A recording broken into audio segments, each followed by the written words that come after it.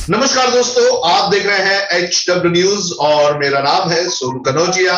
इस शो में हम बात करते हैं उत्तर प्रदेश से जुड़े हुए मुद्दों की और उत्तर प्रदेश में जो इस चुनाव के दौरान हालत बने हुए हैं, जो हालात बने हुए हैं, उन पर हम चर्चा करते हैं। और हर दिन हमारे साथ कोई ना कोई नए मेहमान होते हैं, उनसे हम जानने की कोशिश करते हैं कि उनके नजरिए से उत्तर प्रदेश में इस वक्त क्या माहौल है। और आज इसी मुद्दे पर चर्चा करने के लिए हमारे साथ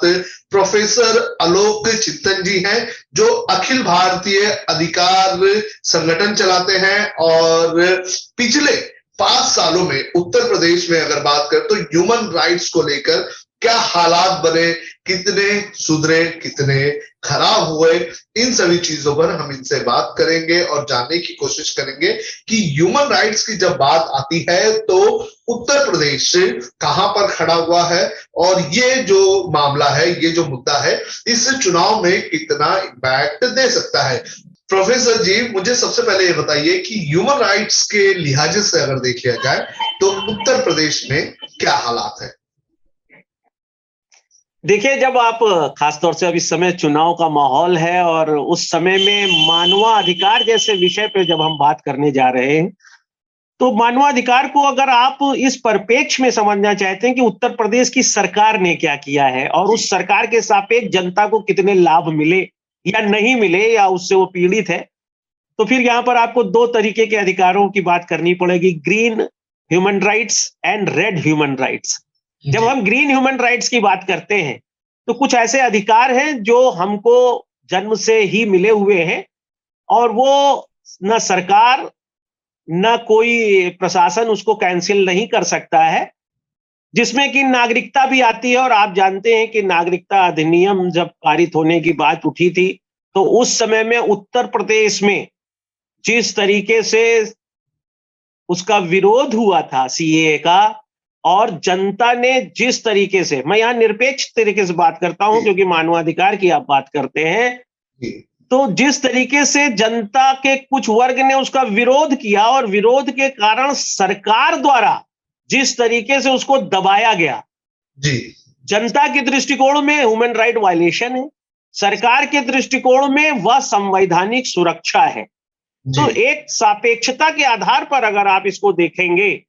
तो जहां पर ग्रीन, हर व्यक्ति को नागरिकता पाने का अधिकार है, जो जन्म से यहां पैदा हुआ उसे अधिकार है, लेकिन उसे राष्ट्रीय संपत्ति की सुरक्षा को भी रखने का कर्तव्य है। और अगर उस कर्तव्य को नहीं कर रहा है तो सरकार द्वारा जो कार्य किए गए, जिसमें उत्तर प्रदेश सरकार ने तो यहां तक कर दिया कि जितनी हानि आपने हमारी संपत्तियों को पहुंचाई है उतनी संपत्ति हम आप अगर नहीं दे पा रहे हैं तो आपकी संपत्ति कुर्क करके कर लेंगे। और इस आधार पर आपने देखा होगा कि हाईकोर्ट ने यहां तक कह दिया था उत्तर प्रदेश सरकार से कि क्या आपके पास ऐसा कोई कानून है कि आप लोगों की संपत्ति से पैसा वसूल सकें। तो उत्तर प्रदेश सरकार ने जो वर्तमान की है उसने तत्काल अध्यादेश शाम को पारित कर दिया और उसके बाद उस पैसे को उन्होंने वसूलीकरण का आदेश दे दिया। सबसे गंभीर प्रश्न जो आप जानना चाहते हैं वो ये है कि क्या सरकार ने मानवाधिकार का उल्लंघन किया है या लोगों के मानवाधिकार का उल्लंघन हुआ है। तो इस तथ्य में अगर हम जाके देखें तो जहां पर लोगों को अपने बात उठाने का अधिकार था वो सरकार द्वारा दिया जा रहा था, लखनऊ के चौक में हो या दिल्ली के शाहीन बाग में हो, पूरी तरीके से लोगों को यह था कि आप उस चीज को अपने आंदोलन के द्वारा, अनशन के द्वारा, धरना के द्वारा विरोध करें। लेकिन जहां पर राज्य की संकल्पना आ गई और राज्य की संकल्पना में जनसंख्या, सरकार और संप्रभुता की बात जब आ गई तो सरकार द्वारा वहां पर अपने जो कदम उठाए गए, निश्चित रूप से वो मानवाधिकार का उल्लंघन नहीं, कानून व्यवस्था की स्थापना थी। इसलिए सबसे पहले तो मानवाधिकार की जो संकल्पना की बात की जाती है उसको समझना होगा। दूसरा, जब हम रेड एंथ मानवाधिकार की बात करते हैं या लाल मानवाधिकार, जिसमें कि कोई किसी को गिरफ्तार ऐसे नहीं कर सकता है, कोई किसी को की संपत्ति नहीं हड़प सकता है। आप जानते हैं संविधान के अनुच्छेद 25 से लेकर 30 तक हमें उपासना का अधिकार है, अपनी शिक्षा के विस्तार का अधिकार है, अपने धर्म के प्रचार का अधिकार है। उसको लेकर उत्तर प्रदेश जरूर सदैव से ही एक प्रश्न चिन्ह लेकर खड़ा रहा है, क्योंकि एक जाति वर्ग, अल्पसंख्यक वर्ग इस बात को लेकर जीता रहा है कि उसका शोषण होता रहा है, उसको उसकी बात कहने नहीं दी जा रही है, और वह वास्तविक में खुलकर एक नागरिक की तरह नहीं जी पा रहा है, जबकि इसके कोई तथ्य वो प्रमाणित नहीं कर पाया है। लेकिन अगर आप रेड ह्यूमन राइट की बात करेंगे तो उसमें आपको दिखाई देगा कि एक मानवाधिकार उल्लंघन पिछले 5 सालों में अल्पसंख्यक वर्ग कहता हुआ दिखाई देता है, जबकि सही ये है कि अगर आप आवश्यकता के आधार पर देखें तो हमारी मौलिक आवश्यकताएं जो 3 हैं, फूड, खाना, हमारे रहने की व्यवस्था, हमारे जो हम शादी करते हैं या संबंधों को बनाते हैं उनकी जो व्यवस्था है वह किस तरह रही। तो क्या इस बात से आप इनकार कर पाएंगे कि वर्तमान परिस्थिति में उत्तर प्रदेश में लोगों को भोजन की व्यवस्था नहीं हो पाई, जबकि कोरोना जैसा समय आया? जी। या जिस तरीके से एक धर्मांतरण करके शादी करने का एक जो प्रकरण चल रहा था जी। और उसके कारण शादी कर लिया, कुछ दिन बाद छोड़ दिया, उसके लिए सरकार द्वारा जो कानून लाया गया उत्तर प्रदेश में, मेरे हिसाब से वह मानवाधिकार की स्थापना उस लड़की के लिए थी जो सिर्फ यौन संतुष्टि के लिए जिसका उपयोग हो रहा था, शादी केवल आवरण होता था जिसके लिए। तो जब आप उस आधार पे देखेंगे तो आपको लगेगा हाँ, सरकार ने मानवाधिकार की स्थापना की। लेकिन जब आप उसको मजनू वाले प्रकरण के लेके देखेंगे तो आपको ऐसा लगेगा कि कुछ लोगों को जबरदस्ती शादी के नाम पर बंद किया जा रहा था, जबकि ऐसा नहीं है। सरकार के लिए, संविधान के लिए महिला की गरिमा, महिला की सुरक्षा, संरक्षा सभी नागरिकों का कर्तव्य है। और उसके साथ साथ क्या एक मनोवैज्ञानिक तथ्य कभी हम लोगों ने महसूस किया कि प्रातःकाल सूरज नहीं निकला है, एक गांव की लड़की को उठकर शौच के लिए जाना है, वो ये सोचती पूरा गांव ना उठे, मैं शौच के लिए चली जाऊं, रात के अंधेरा हो जाए तब मैं घर से बाहर निकलूं। और रोज अखबारों में छपता है कि शौच के लिए गई महिला अगवा कर ली गई, उसके साथ बलात्कार हो गया। और उस सेंस में अगर आप देखेंगे, किसी सरकार विशेष को कोई मैं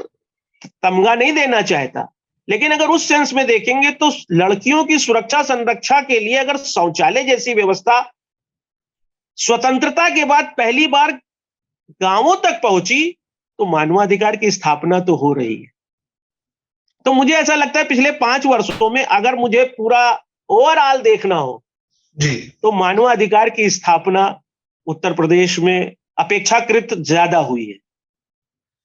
लेकिन सर ऐसे कई सारे मामले हमारे सामने आए हैं जिसमें ये देखा गया है कि सीधे सीधे जो मानव अधिकार जो होते हैं, जो ह्यूमन राइट्स होते हैं, उनका सीधे सीधे वायलेशन हो जाता है। हाथरस का मामला आया, इसके अलावा जब आप बात कर रहे हैं बेटी को बचाने की और महिलाओं की सुरक्षा की बात कर रहे हैं, तो उन्नाव की जो रेप पीड़िता है उसके परिवारों पर हमला हो जाता है, उनके पिताजी के ऊपर हमला हो जाता है, चाचा के ऊपर हमला हो जाता है, और ऐसे और भी कई सारे मामले हैं जिसमें दलितों के साथ, मैं सिर्फ एक समुदाय की बात नहीं कर रहा हूँ, ओवरऑल अगर बात करें तो जिसमें मुस्लिम भी आते हैं, दलित भी आते हैं, कुछ ओबीसीज भी आ जाते हैं, उनके साथ भी मामले ऐसे सामने आए हैं जहां पर ह्यूमन राइट्स वायलेशन हो रहे हैं। तो आपको क्या लगता है कि क्या ये पहले की सरकारों के मुकाबले कम हो रहे हैं, और क्या योगी आदित्यनाथ की सरकार में आने के बाद ये मामले सामने आ रहे हैं? मुझे ऐसा लगता है कि निश्चित रूप से जिस घटनाओं का आपने, चाहे उन्नाव का हो, चाहे हाथरस का हो, वो किसी भी संवेदनशील भारतीय के लिए उसका समर्थन करना ना उचित होगा, ना वो उसको करेगा समर्थन। नंबर 2, जिस भी देश में वो कानून पर जो भी व्यक्ति विश्वास कर रहा होगा वो कहेगा, कोई भी पार्टी का व्यक्ति हो, कोई जाति का हो, धर्म का हो, अगर उसने किसी महिला के साथ कुछ इस तरह की बड़ी विभत्स घटनाएं किया है तो उसके साथ वो क्रूरतम सजा का प्राविधान होना चाहिए, और हमारे देश में है। सबसे बड़ी चीज क्या है कि जो स्वतंत्रता के बाद से और आज जब 2022 में मैं आपसे बात कर रहा हूं, कभी भी ऐसा नहीं रहा कि एक महिला के सम्मान में एक बड़ी अमूर्त स्थिति रही हो। मैं इसमें कोई समर्थन नहीं कर रहा कि पिछली गवर्नमेंट में ज्यादा हुआ या वर्तमान में कम हुआ। इसमें सबसे बड़ा दोष सरकार से ज्यादा हम लोगों का है, जो बैठकर इस बात को देखते हैं। अभी कोई घटना घटती है तो उसमें जनता सामने खड़े होकर वीडियो बना रही होगी, लेकिन उस लड़की को नहीं बचाएगी। निर्भया कांड में आपने देखा, लड़की पूरी रात पड़ी रह गई और लोग देखते रहे, और वो उन्होंने आगे बढ़कर चाहते तो उस लड़की के लिए रात में ही व्यवस्था कर सकते थे। तो मैं जो समझता हूं, निश्चित रूप से खास तौर से मीडिया के कारण ये प्रकरण सबके सामने आने लगे। मैं उसके उल्टा कहूं कि मीडिया ने लोगों को संवेदनशील ज्यादा बना दिया, ये सोचने पर मजबूर कर दिया कि वो कहां खड़े हैं, उनकी वैल्यू क्या है। और अगर एक सामान्य नागरिक को इस देश या प्रदेश में कुछ भी हो जाता है, तो अगर मीडिया सामने ना आए तो न्याय नहीं मिलना है। इस आधार पर बल्कि मीडिया ने मानवाधिकार संरक्षण का कार्य ज्यादा किया। सरकार के पक्ष में यह बात चली गई कि मीडिया के कारण उन पे दबाव ज्यादा बढ़ा। नहीं तो पहले क्या होता था, समाज में ऐसी बहुत सी घटनाएं घट जाती थी, सरकार उसकी कॉग्निजेंस ही नहीं लेती थी। लेकिन मीडिया के कारण एक जो सबसे बड़ा पहलू सामने आया, जो एक प्रश्न जनरेट हुआ, उसने मानवाधिकार का जो विलोपन हो रहा था उसके संरक्षण का काम ज्यादा किया। तो निश्चित रूप से हर सरकार में, कोई भी सरकार ये नहीं कह सकती है कि मानवाधिकार को उसने एक मानक स्तर पर बना के रखा, और इसका कारण वो यह भी बता सकती है और हम आप भी मान सकते हैं, ना तो हमारे पास पुलिस व्यवस्था पूरी ऐसी होती है कि हर व्यक्ति को हम देख सकें हर समय, और ना ही सरकार हर जगह मौजूद होती है। जनता जरूर मौजूद होती है। तो जो जनता की निष्क्रियता है, और वो निष्क्रियता दोनों तरफ से है कि हम अगर आपकी पार्टी के नहीं हैं तो हम ये देख रहे हैं कि कोई कांड हो रहा है, तो हम उसको ये सोचकर देख रहे हैं कि ये हमारे पार्टी के लिए फायदेमंद होगा, इसलिए हम उस पर उसी समय आवाज नहीं उठा रहे हैं, जिसके कारण भी मानवाधिकार उल्लंघन के प्रकरण इस तरह के अब देखने में ज्यादा आने लगे हैं। आलोक जी, जब आप ह्यूमन राइट्स की जब बात करते हैं तो फ्रीडम ऑफ एक्सप्रेशन भी ह्यूमन राइट्स में से एक है, और यूपी में ही देखा गया है कि जब सरकार के खिलाफ बोला गया, कुछ मामले तो ऐसे आए थे जब एक शख्स ने वैक्सीन की या दवाई की मांग ऑनलाइन कर दी थी कोविड की दूसरी लहर के दौरान, तो उस पर भी मामला दर्ज किया गया। तो जी। एक ऐसे समाज में, एक ऐसी डेमोक्रेसी में जहां पर फ्रीडम ऑफ एक्सप्रेशन को बहुत ज्यादा ही इंपॉर्टेंस दी जाती है, वहां पर के बोलता है, सरकार का विरोध करता है, तो उसके ऊपर मामले दर्ज किए जाते हैं। और ये ऐसा पहली बार इसी सरकार में होता हुआ दिख रहा है कि जो भी सरकार के खिलाफ बोल देता है, कोई सरकार की आलोचना कर देता है, तो उसके ऊपर मामले दर्ज हो जाते हैं। इतना ही नहीं, एनएसए जैसा जो स्ट्रिक्ट कानून है, उस कानून को भी उसके ऊपर लगाए जाते हैं। तो ये कानूनों का भी दुरुपयोग हो रहा है, और साथ ही साथ कहीं ना कहीं जो फ्रीडम ऑफ एक्सप्रेशन है उसका भी एक तरह से हनन हो रहा है। तो उत्तर प्रदेश में पिछले 5 सालों की अगर बात करें तो कहीं ना कहीं ये मात्रा बड़ी है कि अगर लोग बोलते हैं तो उनके ऊपर एक्शन ले लिया जाता है। बहुत ही सुंदर प्रश्न हमें लगता है आपने करा है, क्योंकि अभी 26 नवंबर को हम लोगों ने संविधान दिवस मनाया था, और संविधान दिवस में हम भारत के लोग कहा था। जब अब हम की बात करते हैं तो उसका मतलब है कि आगे ये दिया हुआ है जितने भी अनुच्छेदों में कि जाति, धर्म, लिंग के आधार पर हम कोई भेद नहीं करेंगे। अनुच्छेद 19 में हमने ये बताया कि हमारी अभिव्यक्ति की स्वतंत्रता है। मुझे इस बात को कहने में बहुत दुख है कि सरकारों के साथ, सरकार मान लीजिए आप कह सकते हैं एक लेमैन जीत के चला आता है, लेकिन उसके साथ एक प्रशासनिक पूरा अमला होता है जो पढ़ा लिखा होता है, आईएएस होता है, पीसीएस होता है जी। वो सरकार को किस तरह से इस बात को विश्लेषित कर देता है कि जो भी व्यक्ति ने कुछ बात कही है वो राष्ट्र विरुद्ध है। और इसका सबसे बड़ा प्रमाण ये हुआ कि चाहे सुप्रीम कोर्ट हो, चाहे हाई कोर्ट हो, सभी ने अभिव्यक्ति की स्वतंत्रता के लिए जो भी सरकार द्वारा कहा गया या जो कार्य किए गए सभी को नकारा है, और तत्काल ये आदेश दिए हैं कि जिन लोगों को इसके कारण बंद कर दिया गया,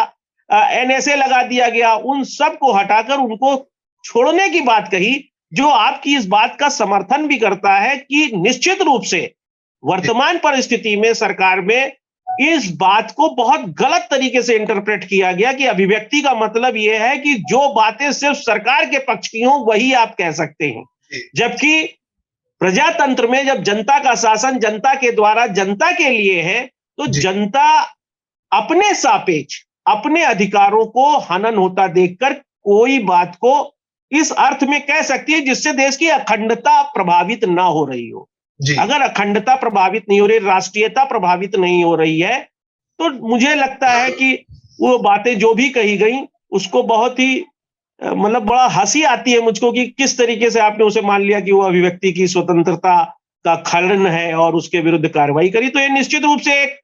इसमें एक पराकाष्ठा देखी गई और इस तरीके को करके मानवाधिकार के दायरे में अगर आप कहेंगे तो मुझे ऐसा लगता है कि लोगों के मानवाधिकार का हनन हुआ। प्रोफेसर जी, एक और सवाल जो अभी आपने जिस बारे में बताया, inter religion interfaith marriage act जो सरकार ने लाया, जो योगी आदित्यनाथ गवर्नमेंट ने लाया, और उस कानून को एक आम आदमी की लैंग्वेज में लव जिहाद वाला कानून भी बोलते हैं। लव जिहाद के खिलाफ कानून लाया गया ऐसा बोला जाता है। बीजेपी के नेता, बीजेपी के मंत्री, सरकार में जो मंत्री हैं वो भी लगातार लव जिहाद लव जिहाद लव जिहाद करते आए हैं। लेकिन पार्लियामेंट में ही खुद सरकार, जो कि केंद्र सरकार है, बीजेपी की सरकार है, उनका ये कहना है कि उन्होंने जो इन्वेस्टिगेशन जो एजेंसीज ने अभी तक कंडक्ट की है उसमें कहीं पे भी लव जिहाद जैसी कोई भी चीज नहीं है। यानी कि गवर्नमेंट ने एक तरह से कहा कि लव जिहाद जैसी कोई चीज होती ही नहीं है। ये प्रहलाद जोशी ने मेरे ख्याल से पार्लियामेंट में कहा था। इसके बाद जब ये कानून आया, इस कानून के तहत कई लोगों को गिरफ्तार भी किया। इसमें बड़ी संख्या में जो आरोपी थे जिन्हें गिरफ्तार किया गया, इलाहाबाद हाई कोर्ट ने उन लोगों को रिहा किया, रिहा करने के ऑर्डर्स दिए। तो कहीं ना कहीं इस सरकार ने लव जिहाद के नाम पर एक पर्टिकुलर जो समुदाय है उसको प्रताड़ित करने का काम किया। शादी करना, प्यार करना, घर बसाना एक इंसान का जो है निजी हक होता है, एक ह्यूमन राइट्स का बहुत बड़ा हिस्सा होता है। तो इस तरह से कानून बताकर किसी एक पर्टिकुलर समुदाय को टारगेट करना, ये ह्यूमन राइट्स का वायलेशन नहीं है? देखिए, जब 1948 में 10 दिसंबर 1948 को सार्वभौमिक मानवाधिकार घोषणा पत्र जारी हुआ था, तो उसमें जितनी भी बातें लिखी उसमें सबसे महत्वपूर्ण बात यही लिखी है कि कोई भी व्यक्ति अपनी इच्छा से किसी भी व्यक्ति के साथ शादी कर सकता है, अपना घर बसा सकता है। और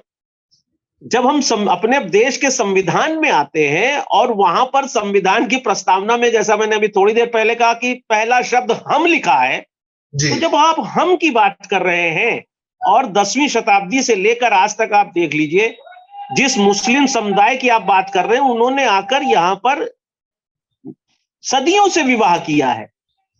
और पूरा राजपूताना इस बात का गवाह है कि कैसे शादियां हुई हैं और शादियों के बाद किस तरीके से राज्यों की स्थापना हुई है। तो ये कोई एक ऐसी बात नहीं थी जिसको लेकर हम उसे केवल लव जिहाद से जोड़ के देखें। 1936 में बाबा साहब भीमराव अंबेडकर ने भी कहा था कि यदि समाज में हमें हम की भावना या इस भारत को जाति विहीन बना देना है तो उसके लिए हमें अंतर जातीय विवाह करना चाहिए, अंतर रिलीजन विवाह करना चाहिए। और ये बात सत्य है कि अगर हम एक दूसरे के धर्म में या दूसरे की जातियों में शादी नहीं करेंगे तो फिर एक समरसता नहीं आ सकती है। जो कोल्ट ने कहा वो बिल्कुल सही कहा कि आप एक व्यक्ति को सिर्फ इस आधार पर कि उसकी जाति अलग है या उसका धर्म अलग है वो विवाह अगर कर रहा है तो उसका तात्पर्य यह हुआ कि वो लव जिहाद है। क्योंकि ऐसा कोई प्रमाण नहीं है कि लड़की से शादी करके लड़की का उपयोग किसी ऐसे कार्य के लिए किया जा रहा है जो राष्ट्र विरोधी हो। उसमें एक दलील बहुत अच्छी जो शायद आपने कहीं पढ़ा हो, उसमें कहा गया कि जो बच्चा पैदा होगा वो बच्चा तो मुस्लिम परिवार का कहलाएगा और वो फिर राष्ट्र के लिए ये लोग नहीं इतने खतरनाक हैं जितना वो बच्चा खतरनाक होगा, क्योंकि उसके लालन पालन में, जैसा कि पियाजे कहते हैं कि बचपन से बच्चे को जो सिखा दिया जाएगा वो उसी के आधार पर काम करेगा, जैसा कि फिदायीन वगैरह को बनाने में के दलीलें दी गई कि इस तरह से। लेकिन मेरा मानना यह है कि उस आधार पर विवाह जैसी संस्था को दाम्पत्य की स्थापना के लिए केवल लव जिहाद के हो सकता है, कहीं इक्का दुक्का हो ऐसा नहीं है। मैं आपसे बताऊं, मैं दर्जी कुआं तक हो आया हूं कश्मीर में, और दर्जी कुआं में मैं कश्मीरी पंडितों के घर गया जहां पर कश्मीरी पंडितों को उठा उठा के पेड़ों पे पटका गया, तो मैं खून के निशान की फोटो लेके सब आया था।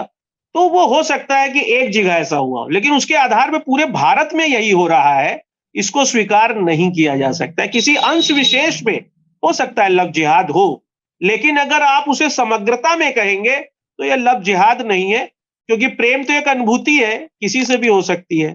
तो उस आधार पे ये निश्चित रूप से किसी का भी मानवाधिकार उल्लंघन है यदि उसे उसकी पसंद की शादी नहीं करने दी जा रही है। जी आलोक जी, एक और चीज आपने कही, लॉकडाउन के दौरान सरकार ने लोगों को खाना बांटा, लोगों को राशन बांटा, ये बहुत अच्छा काम किया है, ये मुझे भी लगता है। लेकिन कुछ मामले हमारे सामने आए हैं, जो मेरे ख्याल से मिर्जापुर का मामला था, जहां पर मिड डे मील में बच्चों को नमक और रोटी दी जा रही थी। तो क्या लगता है आपको, अगर ये पैंडेमिक नहीं होता और आपदा नहीं आती, तो उसके पहले क्या हालात थे लोगों के खाने को लेकर? क्योंकि हमने खुद दो ऐसी स्टोरीज की हैं जिसके अंदर लोगों को घास खाकर अपना जो गुजारा है वो करना पड़ रहा था। देखिए कनौजिया जी, मैं एक बड़ी सुंदर सी बात आपके माध्यम से कहना चाहूंगा कि कोई भी सरकार हो, कोई भी, आज तक कोई भी रही हो, उसका मंतव्य कल्याणकारी ही होता है। जी। सोचना यह होगा कि सरकार ने जो पैसा जारी किया उसमें भोजन में नमक कैसे दिया गया, रोटी कैसे दी गई, आखिर वो पैसा, आपने जिस घटना का मिर्जापुर का आपने जिक्र किया, उसमें बाद में यह हुआ था कि वहां की जो दाई और टीचर सब इसमें इन्वॉल्व थे, वो बच्चों तक वो चीज पहुंचने ही नहीं दे रहे थे। खाने में लिखा हुआ है कि अंडा रोज एक दिया जाएगा, लेकिन उसकी जगह उनको वो दिया जा रहा है। मुद्दा यह है कि जो सरकार ने पैसा दिया तो एक मॉनिटरिंग सिस्टम भी तो होना चाहिए था। आप जिस जनता को कह रहे हैं कि हम इस जनता के द्वारा सदन में पहुंचते हैं, जिस जनता को आप जनार्दन कहते हैं, जिस वोटर को आप कहते हैं कि जनता चाहेगी तो मैं सरकार बना पाऊंगा, उस जनता के मानकों का ख्याल केवल औपचारिकता और कागज पे रख के नहीं किया जाना चाहिए, वो चीज व्यवहारिकता में भी। और मुझे लगता है आपके चैनल के माध्यम से मैं कहूंगा कि जनता को यह अधिकार सरकार ने आज तक नहीं दिया कि यदि उस स्कूल के 5 बच्चों की यह कंप्लेंट आएगी या उनके माता पिता की कि मुझे खाना नहीं मिल रहा, तो इसे मानवाधिकार का उल्लंघन मान के उस शहर के डीएम पे कार्रवाई होगी या उन लोगों पे कार्रवाई होगी। तो इस सब के न होने के कारण जो मुझे वर्तमान परिस्थिति में सबसे ज्यादा लगा कि अधिकारी तंत्र जो है उसको ऐसा लगता है कि, क्योंकि मैं खुद इस दौर से गुजरा हूं, कि अधिकारी को ये लगता है ठीक है जाओ तुम शिकायत कर दो, क्योंकि उसे कहीं ना कहीं भय से वो दूर हो गया है कि उसके विरुद्ध कोई कार्रवाई होगी। और शायद ये जड़ कारण है, मूल कारण है मानवाधिकार उल्लंघन का, जो ये आप जितने भी बातें बताए हैं उसके पीछे यही है कि अकर्मण्यता अधिकारियों में ज्यादा बढ़ी या स्वेच्छाचारिता ज्यादा बढ़ गई कि अधिकारी समझता है मेरे साथ कुछ होगा ही नहीं, और इस कारण से मानवाधिकार उल्लंघन की घटनाएं दिन पर दिन ज्यादा बढ़ती दिखाई दी। जिसके लिए मैं आपको बताऊं, मैंने प्रधानमंत्री जी को भी सूचित किया कि आपके अधिकारी जो है वो स्वेच्छाचारी हो गए